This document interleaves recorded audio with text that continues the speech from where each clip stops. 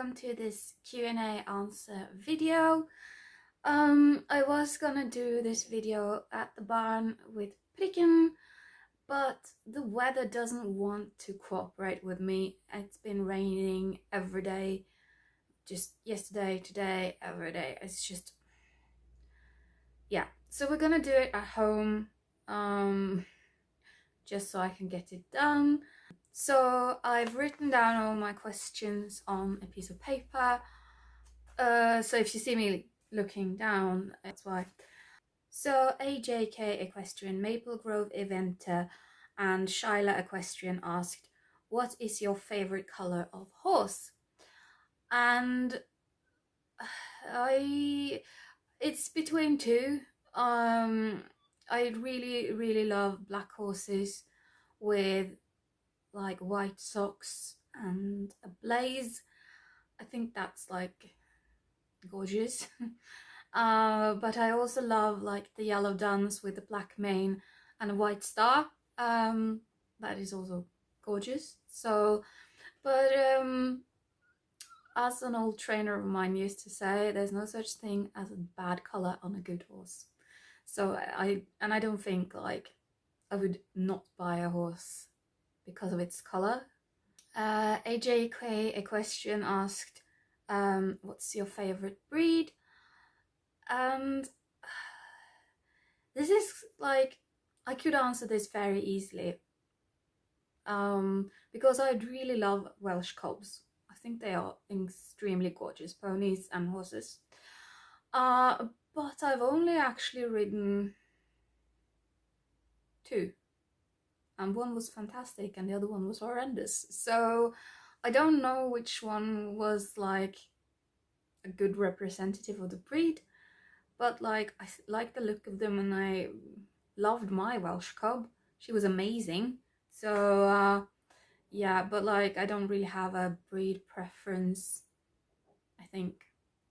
Hester Pia M asked, what made you interested in horses? And yeah, I can't remember a time when I wasn't interested in horses. Like, I've always been very fond of animals from I was very little. My mom told me that when I was like tiny, like 1 year old and stuff, dogs would come up and like lick my face. And I would just laugh. And we didn't have animals at home, so it's not because I was used to it. And yeah, my grandfather used to take me to the trotting racetrack in Oslo, which is actually very close to the barn where Pricken is, because they used to live there, like in one of the houses just by it, when I was little. And he would take me there when my grandmother needed a break. And we would go and like feed the horses sugar and pet them. And yeah, sometimes he would like pick up some poo and bring it home in a bag to like fertilize his plants, but you know. So I think maybe he made me take the first like step into horse craziness. Yeah, and also when I was a little bit older, my uncle, he met his wife, so she's my aunt now, and she had a girl that was 2 years older than me, from a previous marriage, and she rode at a riding school, and I was like, I idolized her. So I think that's when I started to get the idea that I wanted to go to riding school. I'm not sure, but that's what I think anyway. And then Ella Equestrian asked, what age were you when you started riding? And I've been trying to figure it out because I can't really remember. Ask my parents, they can't really remember. We think I was 8 or 9, but we don't know.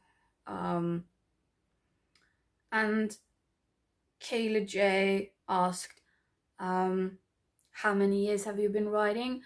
And I've been riding all my life, approximately, since then.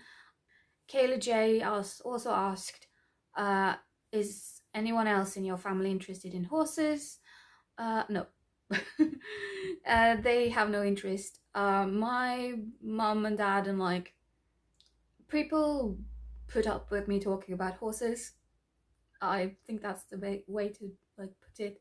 And my dad is like slightly more interested because he grew up right next to this trotting racing track, and he used to work there when he was a teenager, like muck out and like exercise horses and everything. So he has like a slightly more interest in horses, but he's not interested in horses like I am, and he's more like ambivalent, I would say. Maple Grove Eventer asked, what's your favorite discipline? And I absolutely love eventing. I've only done 2 cross-country practices and a one-day event, but it was amazing, and it's like the top of my bucket list to get to do it again. Um, I watch eventing online, I watch on YouTube. I miss Event Rider Masters so much because of Corona, but what can you do? Scooby Snack Ponies, that's a cool name, asked, do you compete? And right now the answer is no. Um, I do ride some online dressage competitions. I know it's not like proper competing, but it's what I can do. I don't own my own horse. It's very hard in Norway to find part loan or part lease horses that you can actually get to compete, because normally the owners want to do that themselves. And yeah, so also Pricken, which if she was like 100%, I would probably be allowed to do competitions competitions with her. But the thing is, she has this arthritis thing, and she has like this triangle marking on her bum, and that means that she can't compete because she's been marked by a vet. Um, it's hard to explain. I hope you have it in the like other countries, so I don't have to explain this. But yeah, ask me in the comment section, and I'll try and explain it in writing. I did compete when I had my own horses. I competed in show jumping. I competed in dressage. With some of my ponies, I did mounted games. I've done eventing, and yeah, that is it, I think. Yeah. um, but I did show jump with my show jumper, but we never got to a very high level at competitions, because in Norway they introduced combinations from 1 meter 10, which is LB, so it's not very high level, and he didn't do well in combinations. I'm gonna talk more about that later. Maple Grove Eventers asked, what is your highest jump? So my highest jump with a horse, my show jumper, he was 16 hands high approximately, or 1 meter and 63 centimeters. On him I jumped 1 meter 40 courses, which is 4 feet 7 inches. I've just used like an internet converter here, so I hope this is correct. So 4 feet 7 inches or 1 meter 40 on horses. And then I had a show jumping pony before that. He was 13.3 hands high or 1 meter 40 high. And I used to jump 1 meter 30 courses on him. But not at competitions, because I've never been rich and competing in Norway is very expensive. So I've done stuff at like courses and stuff at home with my trainers, which have been like technical courses and everything, but never competed that level, only competed up to 1 meter. So yeah. So Shyla Equestrian asks, what is your worst fall? Yeah. So do you remember just now I was talking about my show jumper that didn't do well in combinations? I got him very cheap from a like horse dealer, and he had some problems, but he had done 1 meter 40 speed competitions in the Netherlands, and we had problems like just getting riding together. He was very fizzy and hot, and my mom used to say he jumps between the jumps that only he sees, because he would do these lunges and yeah, between the jumps. So this day, it was an autumn day, we were having a show jumping lesson with my instructor, and we had jumped like some lines and stuff up to 1 meter 40, and she had put up a combination, and it was an upright and then an oxa or a spread. Supposed to be 2 strides between these 2 jumps. We jumped them up to 1 meter and it went well. So we had a good flow, and she was like, okay, everything is going really well. Let's just put it up a little bit because he's doing so well today. So she put them up to 1 meter 20, and I rode in, and he refused on the second jump, which was what he would do.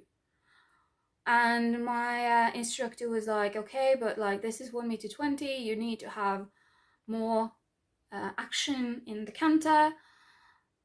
So I rode into the combination again, and he stopped on the second jump. And she was like, okay, more, like more leg, basically, which is famous. So I really like pushed through the canter into this combination, and we jumped the upright, and then he took 1 stride, not the 2 that he was supposed to take. Took off and landed in the middle of the oxa or spread jump. And I don't remember this. I've been told that he got landed with his front legs between the first like poles and the second last pole in this jump, in the spread, and he flipped over. So I think it's like what you call like a rotational fall, and I flew through the air, somersaulted, and rolled about 20 meters. Not sure what that is in like non-metric, because I haven't looked it up. And like amazingly enough, we both got through this without a scratch. I mean, I was dripping with sand and water because it was like slightly moist that day, but we actually got through it fine, which is insane. He had some adjustment done and everything by an equine chiropractor, but like other than that, we were fine. But it did put like a dent in our relationship, because he was a very special horse, very sensitive, and he would only jump or do things that I asked him to because he trusted me. We had spent like 2 years building that trust, and that one fall sort of ruined it. And it was the beginning of the end for us, because after that I couldn't get him to jump more than 40 centimeters. He would run out, he would refuse, he would rear, he was a rarer. And he started doing that in dressage training and on hacks, and yeah, it was a downward slope.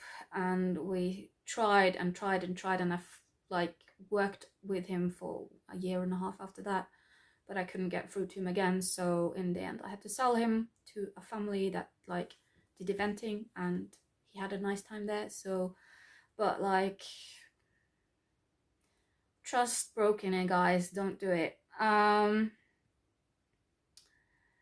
Hester PRM asks, any riding or equestrian idols? So in dressage, I think it's Charlotte Dujardin. I like the way she rides. She's very soft and balanced, and yeah, like that's my like goal for dressage, basically. In eventing, it's Christopher Burton. I like the way he rides. Again, he's very soft. He's very like in balance. He uses very like small signals, and he always puts his horse like well, like to the jumps, and he's like so good. In show jumping, I really admire Peder Fredriksson, Swedish show jumper. He used to be an eventer when he was younger, and I like the way he rides, and I like his philosophy and how he does care a lot about his horse's well-being mentally as well, and how he's like a very sort of thoughtful person with like an artistic soul, and he's very sort of calm and collected and quiet. I also admire people like Elisa Wallace, that is on YouTube and does like a lot of things with Mustangs and everything, and she also events. I think the way she works with horses is amazing. The same with Tristan Tucker, who does the TRT methods. I don't know enough about it yet, but I think like from what I've seen, it is like feels like the best way to work with your horse. I also admire Hackett Equine. I think she is very good at what she does, and she's very humble, and has a very good philosophy. And also, I had an old riding instructor called Lynn, and she was amazing. Like, I would look up to her so much. She rode very like quietly, very soft, and she was very brave, and she wouldn't give up, and she taught very well. So she's like a big idol of mine. I'm sad that she doesn't teach anymore. So like I love it when people are soft and very humble and want to work with the horses instead of like forcing the horses into something that they're not ready for. So yeah. So both Ella Equestrian and Hester Pia M asked, do you ever think you will get another horse? I hope so. Like, I don't have like 100% control over this, because it all comes down to the fact that I have this chronic illness. I'll link my videos on my chronic illness in the description. So until I get better, so I can handle being at the barn for at least 5 days a week, and preferably have a part-time job as at the same time, I don't think it's very smart to get a horse, because I don't want to buy a horse and then find out that I can't take care of it, and then have to sell it. So I want to wait until I'm absolutely sure that I can take care of this horse and I won't get worse from having this horse. So yeah, but I do want to, like, I look at like ads every day. And if I was very rich and could put my horse at like a facility where they took care of it for me, and I just had to come and like brush and ride and everything, then yeah, I would have a horse right now. But I'm not rich, and so I can't afford that. Hester Pia M asked, what's your dream horse? So what I would want is, actually I would love like, if I could get Pricken, but like her being completely well in like her body. She has a very sensitive stomach. She's had colic and almost died several times.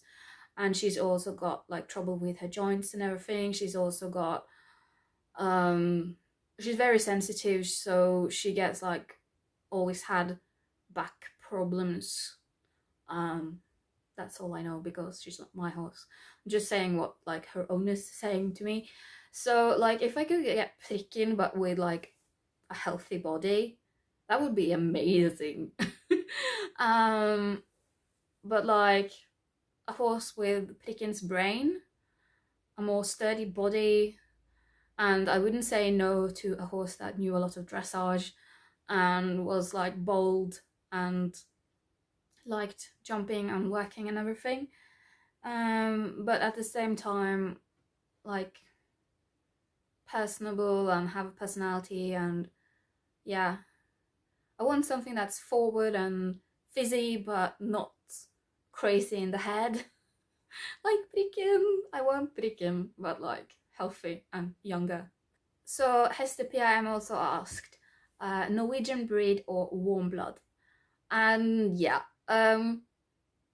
statistically, or like the chances are that I would end up with a Norwegian breed because I don't have a lot of money. I'm not rich by any means. I've said that many times now.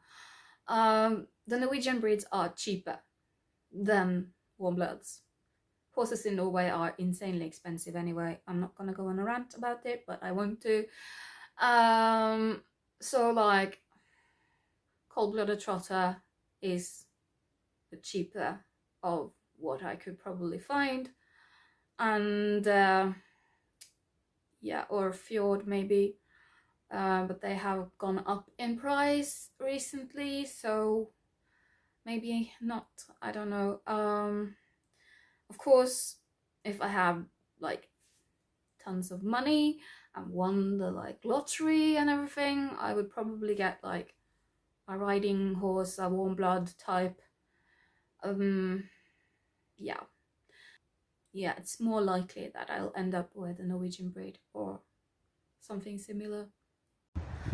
So let's go get over to the questions I got about Pricken. Shyla Equestrian asked, if you could rename Pricken, what would you name her? And that's easy. I would name her Pricken because that's her nickname. So Pricken means spot or dot or anything like that in Norwegian, which I think fits her very well. And it's her nickname. Her real name is Shakira, which I don't really like, and also it's complicated to use on social media because of the pop star. So Kayla J asked, how old is Pricken? Pricken is 16 this year, so 2004? Yeah. And Shyla Equestrian asked, what is your favorite saddle pad on Pricken? And I think it's the red one. She looks really good in red when she's not wet and dirty.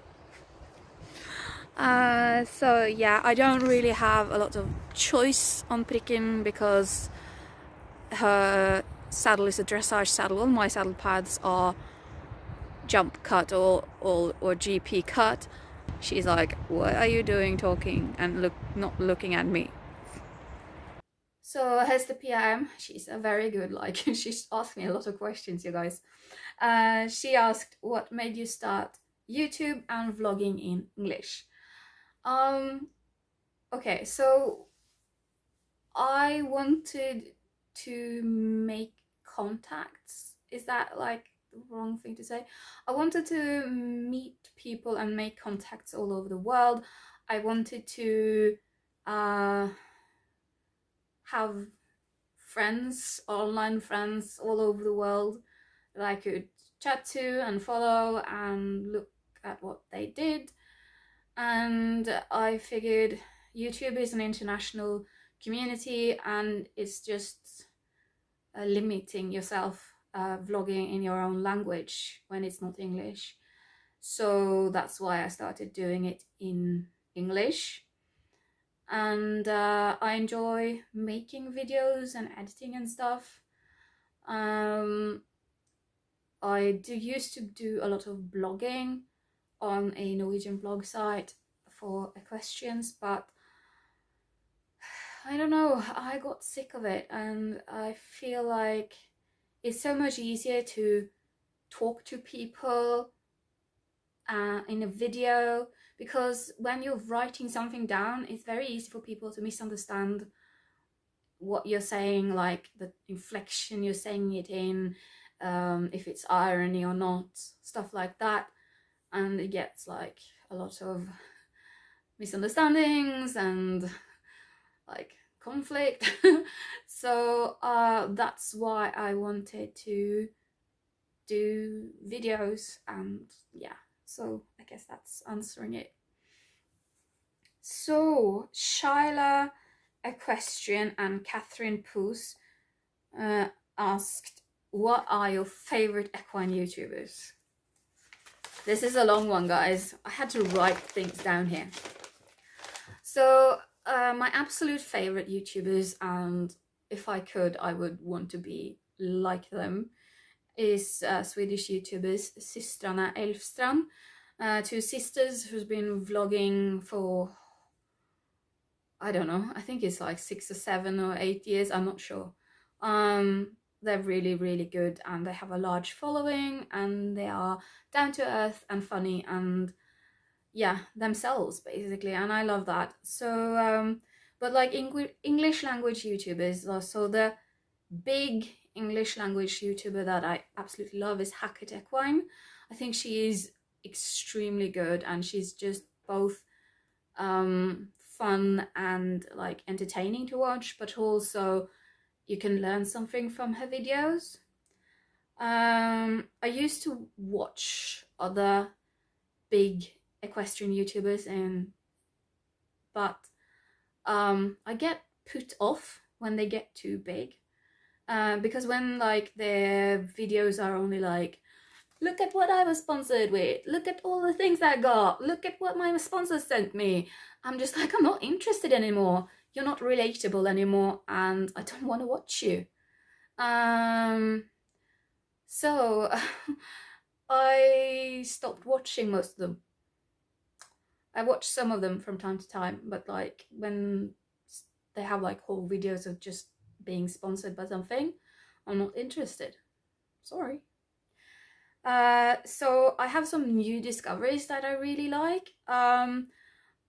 I really love Goat the Event Horse. I think everybody should go and like watch her videos. She's very down to earth, very relatable, and very honest. And I also started watching Everyday Eventers. They also have very sort of like everyday normal people, and they have their ups and downs, and there are 4 of them, so like you can get like follow that one person one week and like maybe 2 person another week, and yeah, I think they're really good, so I think more people should follow them. I also started watching Ashley Harrison, which I think she was very good. She's an eventer, and I really like the videos I've seen so far. And also I would love to do a shout out to the Norwegian YouTubers out there. So Veronica Equestrian is vlogging in English, and then there's a new one that's just started, I think that's like Charlene Inger. I'm gonna like down in the description. And then in Norwegian, there's Siri Eidsmo, my friend Siri that I visited this summer. And then the Fortuna Tvillingene or twins, they also vlog in Norwegian, and they deserve absolutely more subscribers. So yeah. And then something non-horsey, AGK Equestrian asked, what is your favorite food?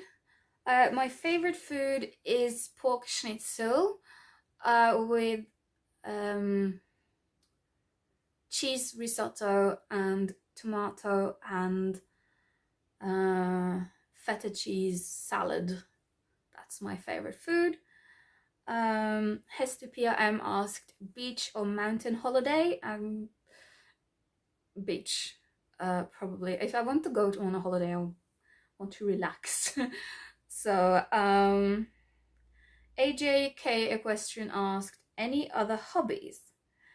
I think I don't really have any other hobbies. I'm like a complete horse nerd, but I do really love organizing and tidying and stuff. And like, I know I'm weird, okay? It's really bizarre, but like, make my day, like invite me to go and like tidy your tack locker or anything, and I'll be happy.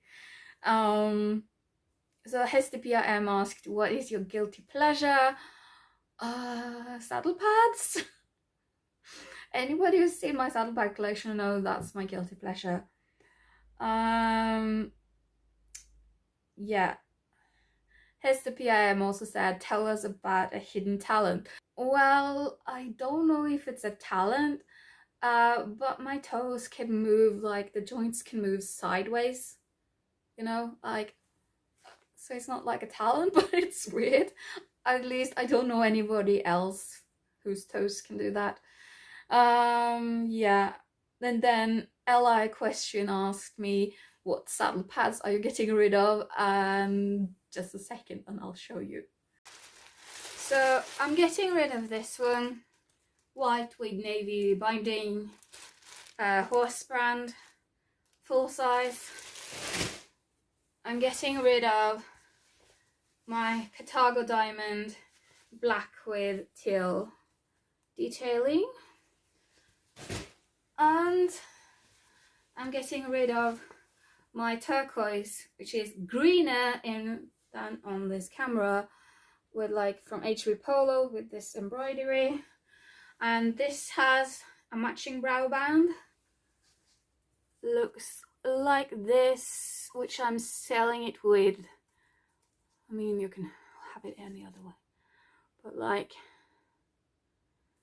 this brow band with that saddle pad.